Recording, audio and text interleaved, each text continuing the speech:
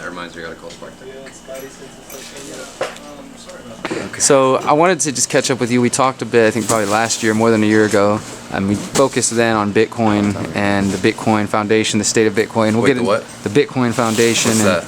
Well, we'll get into that in a moment. Never heard of that. So yeah, I know that you filed something recently. Could you just give us an update? And I guess for the audience who might not be aware, what is the details of your current back and forth with the U.S. federal government related to DefenseDistributed and?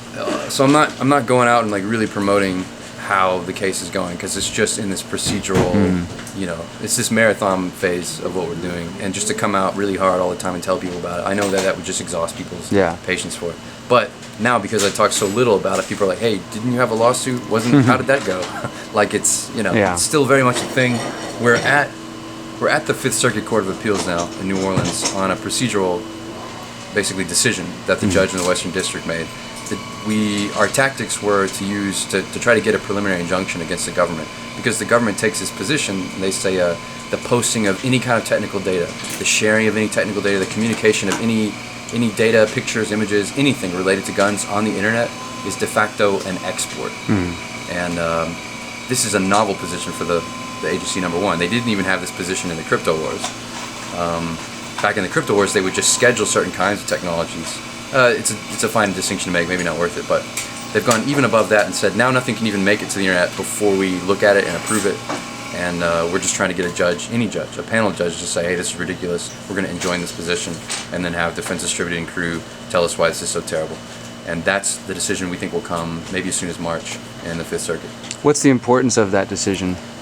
Basically, man, there's two ways to break it down. If you're a gun issue guy, the gun issue valence of it is this administration is so hostile to a gun culture and also an individual's ability to have access to this culture that if they can't literally take the gun from you, they're going to prevent your ability to even talk about it and promote it and share your culture on the internet, which is the largest public commons of all. They want to stamp it out. They want to keep it with a bunch of old and dying men who talk about things in their machine shops and their garages in the Deep South, and they don't want that culture to ever extend and promote itself and develop itself with encyclopedic knowledge like Wikipedia has done to other avenues and disciplines of science. They don't want the gun to have a legacy online. And they really literally think, they have like the arrogance to think that they can stop it and that they can go after one of its first big promoters in the 21st century, us, from publishing this stuff online and starting that kind of ball rolling. They literally think they can stop that. What do you think is the motivating factor behind that? Is there a fear from the government, like you said, that they're aware that this culture could grow, or is it simply just bureaucratic processes? So you have to be kind of schizophrenic when you analyze power. I don't think that there's actually a deeply thought out sense of urgency from any position of power that, we have to stop the gun culture this way, this is how we do it. There's just the reflexive use of power. There's just these liberals who know instinctively that they're hostile to the gun culture, or that they're hostile to guns as an issue, and any chance they think they can get to use power to conveniently stop something they think is politically problematic, they'll just do it. Automatically they'll do it. It's like part of the personality of bureaucracy.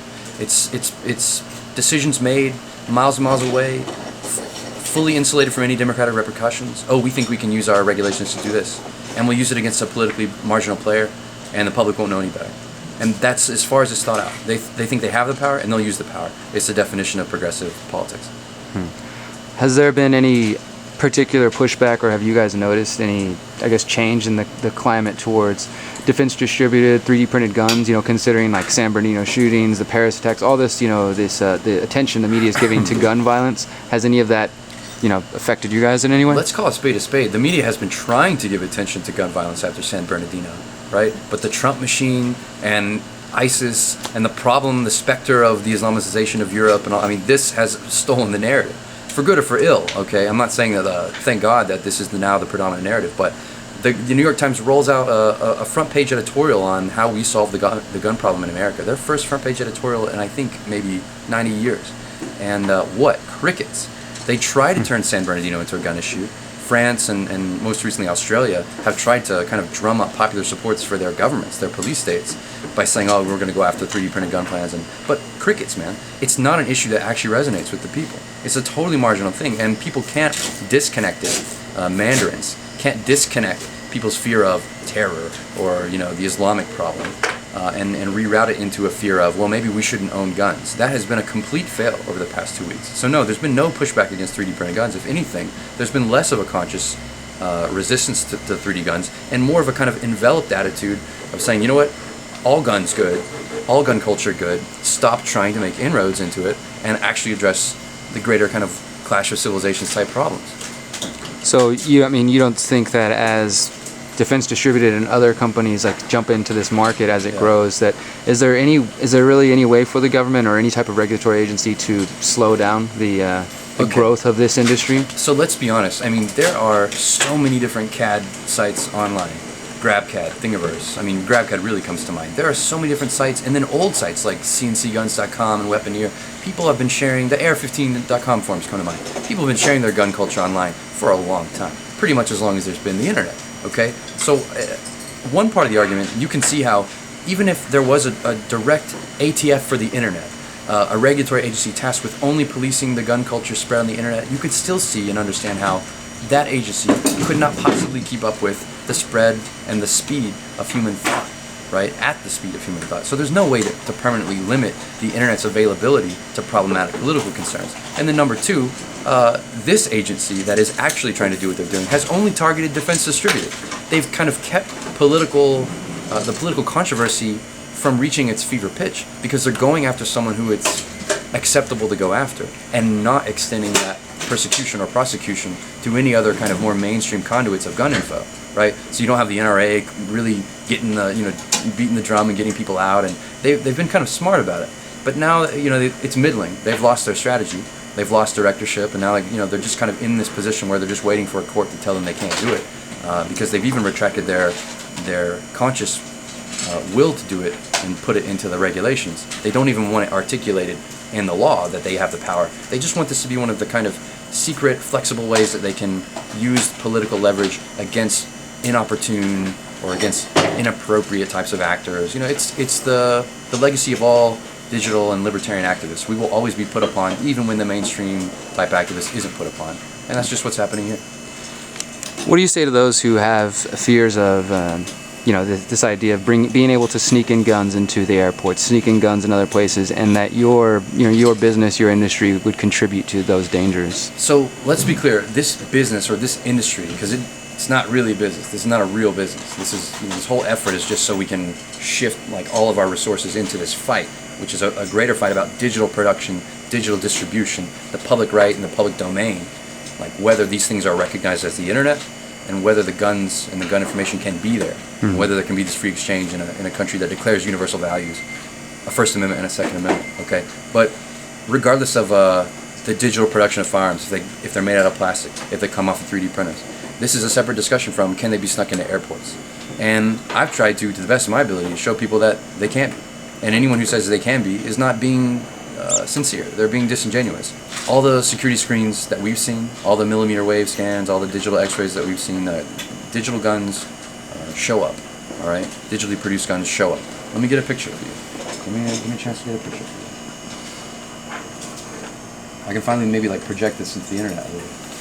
I don't know why I didn't think about doing this first. Where are you?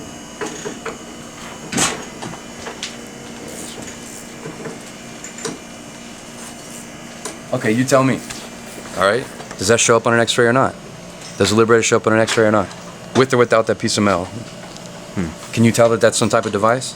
Yep. So that's what it looks like with millimeter wave technology, X-ray technology. That's an X-ray, yeah. Okay. No, that's my hand. That's your hand holding it. Yeah. So you tell me. Is that like a black spot on an X-ray? Does that get snuck on an airplane? No, it doesn't. Now, why have I not been able to more forcefully project that image into the internet? Because the government has silenced me and told me, hey, I can't put these things online.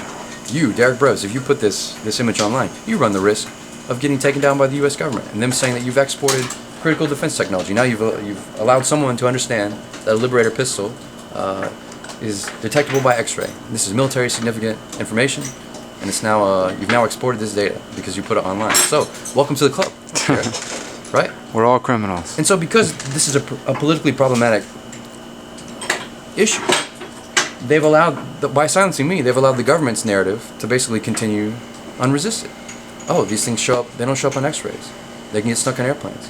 And meanwhile, the people who actually developed the technology aren't allowed to talk about it. How convenient. So how could people keep up with, I know you said you're not really releasing too many details because it's just kind of bureaucratic at this moment, but if people are interested in following, the outcome of that, how could they keep up with that? Our new brief just got posted, like December 10, I think it just got posted. The brief is great. It summarizes all the constitutional issues, because when we go before the circuit court, we want to explain to that panel of judges what the actual large, full-scale constitutional issues are, the First Amendment issues, the Second Amendment issues, and the Fifth Amendment due process concerns. All those are summarized very nicely. Their arguments are summarized nicely at our website, defdis.org. We have a section on that website that has all of our filings. I've got it pinned on my Twitter right now too, if you want to look at that latest filing. But that filing lets you understand really more than any of the stuff we've done over the past 6 months in the courts, just what's at stake, what the issues are, and what the government's kind of absurd, asinine arguments are. And you'll see that they are. In the name of national security and raison d'etat, they just say, well, look, certain technologies the plebs shouldn't have access to because, ISIS.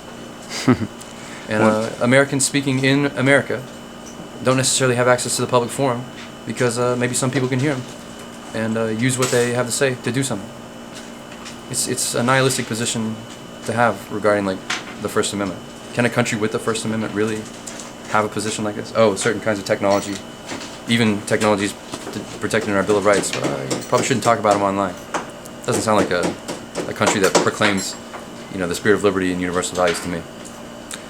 Definitely. I agree with you on that. Now, one last question I want to ask you. Let's switch gears from the Defense Distributed, because I know you have things to say about this, but where's Bitcoin at? Where's the Bitcoin world, the Bitcoin community? How far has it gotten from the original intent of, anonymous, off the grid type of currency? Like, how close or far is it from that goal now? The original intent of Craig Wright. Yeah, that was a joke from Michael Goldstein. I hope he sees it one day. So look, I'm not anyone to speak for what the original intention of Bitcoin was. It seems maybe that it was liberal, if we can say that Satoshi is this one personality. It was liberal. It was suspicious of centralized power and centralized manipulation of currency. That's really all maybe anyone can agree on ultimately, though he has these, affiliations with cypherpunk, culture and intention. But look, I'm not anyone to the Bitcoin community. I don't have any influence there. Our project, Dark Wallet, is stalled, and I can't kind of come back up on my moral high horse and point from a very high height and say, look at what you've messed up. I put myself out there to disband the Bitcoin Foundation maybe a year ago, and that offer was rejected, and this community, for what it is, doesn't see fit to announce itself as a libertarian community in the way that I see Bitcoin.